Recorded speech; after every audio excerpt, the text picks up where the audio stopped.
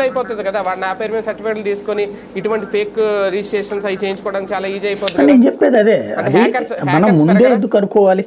వీళ్ళు దాంట్లో ఏం సెక్యూరిటీ ఏర్పాటు చేశారు తెలియదు కదా. ఆ సెక్యూరిటీ ఏం ఏర్పాటు చేశారు, రేపు రిలీజ్ అయిన తర్వాత 18 నుంచి అంటున్నారు కదా, అది లైన్లోకి వచ్చిన తర్వాత మనం కొన్ని సర్టిఫికెట్లు తీసుకుని చూశాక అప్పుడు మాట్లాడదాం. ఇప్పుడే మాట్లాడితే తొందరపడి కోయిల ముందే కూసింది లాగా ఉంటుంది.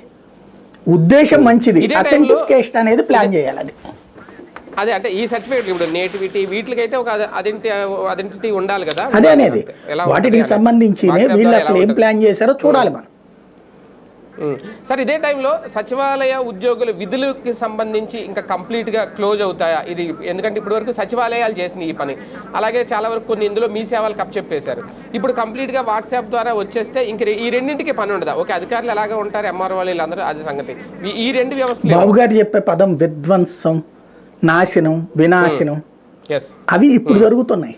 విధ్వంసం ఒక వ్యవస్థ, సచివాలయ వ్యవస్థ విధ్వంసం చేశారు. అట్లాగే వాలంటీర్ వ్యవస్థ విధ్వంసం చేశారు. విధ్వంసం చేసి దాని మీద చలి కాచుకుంటూ గొప్పగా దానికి మార్పు అని ఇది చెప్తున్నారు.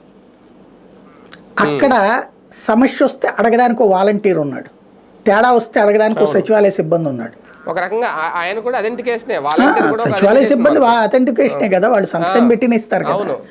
మరి ఇప్పుడు అట్లాంటి దాన్ని ఏం చేస్తున్నారు, ఆ సేవను తీసుకెళ్లి వాట్సాప్ ద్వారా అంటున్నారు. ఇప్పుడు ఇక్కడ తేడా వస్తే ఎవరిని అడగాలి మనం? ఇప్పుడు ఫర్ ఎగ్జాంపుల్ మన ఏరియాలో వాలంటీరు మన పేరు రాసేటప్పుడు లేకపోతే మన తండ్రి పేరు తల్లి పేరు రాసేటప్పుడు ఒక అక్షరం తేడా చేస్తే దాన్ని మనం వెళ్ళి సచివాలయంలో కంప్లైంట్ చేసుకుంటే పరిష్కరించే విధానం ఉంది, కరెక్షన్. ఇప్పుడు ఇక్కడ లేదే. ఇప్పుడు